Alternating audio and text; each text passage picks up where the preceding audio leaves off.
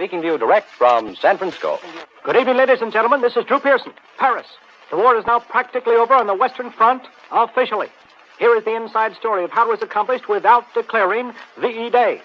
When the German leaders refused to deal with the Russians or surrender to them, someone in the Western High Command surrendered to the Russians. There was no reason why they couldn't surrender front by front. In other words, the German commander facing General Devers along the River Elbe could surrender to him. And the German commander facing Marshal Montgomery along the Hamburg-Bremen front could surrender also to him. These fronts have been divided up at the demand of the Russians, who insisted that we not go beyond the River Elbe.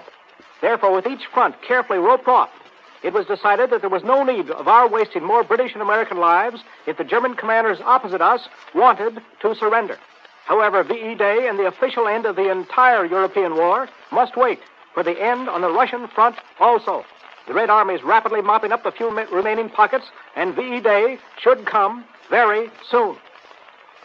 Allied headquarters, Paris. Hitler's doctor, Major Erwin Geising, has just captured by the American Army, denies emphatically that Hitler could have died of cerebral hemorrhage. Dr. Geising took care of Hitler when he was wounded from a bomb last July, and says he could easily identify him from the scars. There have now been two different official versions of Hitler's death. Personally, I won't believe either version unless the body is found. The easiest way for any criminal to escape is to put out the story that he is dead. Chongqing. The United States has received a new peace feeler from Japan.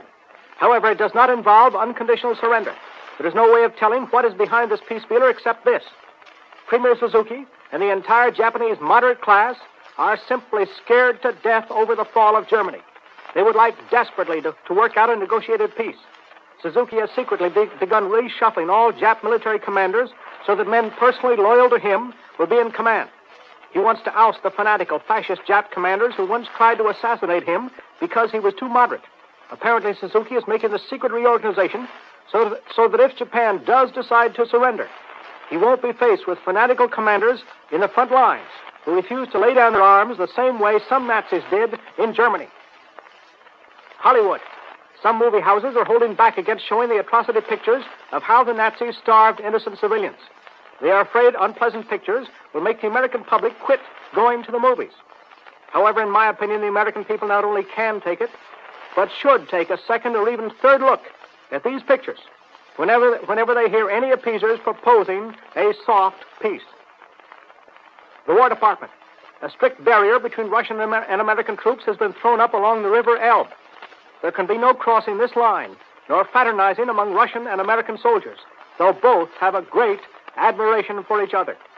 This order was given by the Russians and is considered unfortunate by many Americans, because the best way to keep the peace is to make friends, and the Russians are a friendly people. Incidentally, complete confirmation of my story previously denied that the American Army withdrew from the suburbs of Berlin to let the Russians occupy that city has now been received from Paris. Not only has the Associated Press carried confirmation, but Supreme Allied Headquarters. May I remark in passing that this is the second time Allied Headquarters has seen fit to deny my column, only to reverse itself later. The White House exclusive. Here is the inside story on why Assistant Secretary of State Nelson Rockefeller hastily flew back to Washington from San Francisco. It was to explain the Argentine situation to President Truman. Truman had reluctantly given his okay to the general policy of seating Argentina at the conference, but he did not expect the job to be jammed through with high-handed tactics over the objection of other nations, who asked only for a 4-day delay to consider the matter. The whole thing left a very sour taste in Truman's mouth, so Rockefeller hurried back to try to explain things. Washington. General William Donovan, head of the Office of Strategic Services, has just received from his overzealous aides a detailed plan for American war on Russia. I am sure that General Donovan himself and the more responsible members of his super spy organization had nothing to do with these war plans. But I suggest that stupidity like this, which, if it leaks to me, will also leak to others, including the Russians, causes distrust between allies, just as we are trying to end this war and build up a plan to end all wars. Berlin. The devastation of Berlin and Cologne is so great that some construction experts believe they will never be rebuilt. It may be healthier and faster to build new cities alongside them. San Francisco. This all-important security conference took 2 nosedives over the weekend, but I still think we'll come out all right. 1 was the British position on conquered islands and colonies. 2 was the arrest of 16 Polish underground leaders. This came just as final Polish settlement seemed just around the corner. The 16 Polish leaders were arrested on charge of working against the Red Army, especially General Abulicki, who allegedly set up radio stations behind the Russian lines in Poland and sabotaged the Soviet advance. The incident confirms my belief that the Russian generals are getting all-powerful and even overriding Stalin and Molotov. The British position on islands and colonies is also discouraging. The British don't want to open any of their old colonies, don't want any areas mandated by the old League of Nations, such as Palestine, to come under the new United Nations.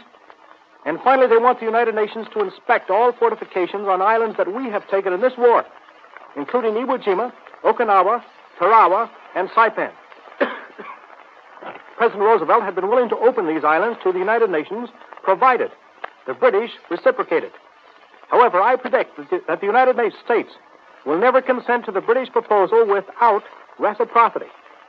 These are the two discouraging factors at the San Francisco conference to date, stumbling blocks which should have been smoothed out in advance if we had more skillful, far-sighted diplomats running this all-important conference. And now in just a minute, I'll be back with tonight's predictions of things to come. With tonight's edition of his exclusive feature, Predictions of Things to Come. Prediction number 1, the Truman administration's first big shakeup. I predict that several high-ranking figures in Washington will soon be transferred or lose their jobs. 1, ex-Senator Gillette of Iowa will resign as chairman of the Surplus War Property Board. Not because President Truman wants him to, but because Gillette is fed up with the bickering over war property and probably will become rural electrification administrator. 2, I predict that General Frank Hines, now head of the Veterans Administration, will resign at the suggestion of the White House. 3, I predict that General Henry Arnold, much publicized head of the Air Forces, will also resign. President Truman, when head of the Senate committee, had occasion to investigate some of Arnold's work. Finally, I predict that Robert Murphy, State Department advisor to General Eisenhower, who leans toward a soft peace, will be transferred. Prediction number 2, prosperity or depression. The most important home front problem facing us after the war with Germany is domestic prosperity. So here is my prediction. 1, there will be no serious unemployment in the first 6 months, though several million war workers will be briefly unemployed while their plants are being reconverted, especially in Detroit, Chicago, Los Angeles, San Francisco, Seattle, and Portland, Oregon. 2nd, I predict that although the American people long have wanted new automobiles and refrigerators, they will not be able to buy either a new car, a new refrigerator, or a large new radio for 1 year. However, I predict that small radios, electric fans, alarm clocks, electric irons will be on the market within 3 months from today. Next, I predict that the War Production Board will give priority help to thousands of small businessmen. Finally, I predict that the OPA will continue to fix price ceilings, but with a good many adjustments, for at least 1 year from now. My last prediction, a tough or soft peace. One of the most important questions facing President Truman is what to do with Germany. Franklin Roosevelt had made a decision on this before he died. Some groups inside the State and War Department since then have leaned toward a soft peace. And there has been some suspicion, especially in Russian quarters, that these groups want to do what was done after the last war, namely build up Germany as a buffer against Russia. So here is my prediction. President Truman will soon come out publicly for the destruction of all German industry which might be used for war, for smashing the German cartels, for taking over all German property outside the Reich, and for making Germany chiefly an agricultural country for the next 50 years. Now, ladies and gentlemen, last week I went out to one of the San Francisco hospitals to visit with the wounded who had come back from the Pacific. And believe me, these boys are following the work of this San Francisco conference almost as carefully as they follow the enemy's battleships on the edge of the horizon, or the Jap sniper behind a tree. The battle deck on which they fought is only 50 yards wide. But unless we can see 12,000 miles both ways from Washington and 20 years ahead, their children will be thinking of gas masks and machine guns instead of catcher's masks and tennis rackets. However, the road to peace must be paved with more than good intentions. It must be paved with give and take. So all the giving can't be on one side and all the taking on the other. Unfortunately, the road to war is easier than the road to peace. It is easier to dislike than to love your neighbor, especially when he speaks a different language and has been ostracized for 20 years. However, the American people have become accustomed to the rough and tumble of democratic debate. And I know they can appreciate what is happening at San Francisco. We have been debating things out in the open. The 16 arrested Polish leaders, the British ideas on islands and colonies, debating things in a healthy, democratic way. So let's not lose our tempers over pessimistic headlines. Let's be understanding and tolerant. Let's continue the debate sympathetically as we work, fight, give to win the peace and make democracy live. Check out my other videos and subscribe, and let me know what you think of this video.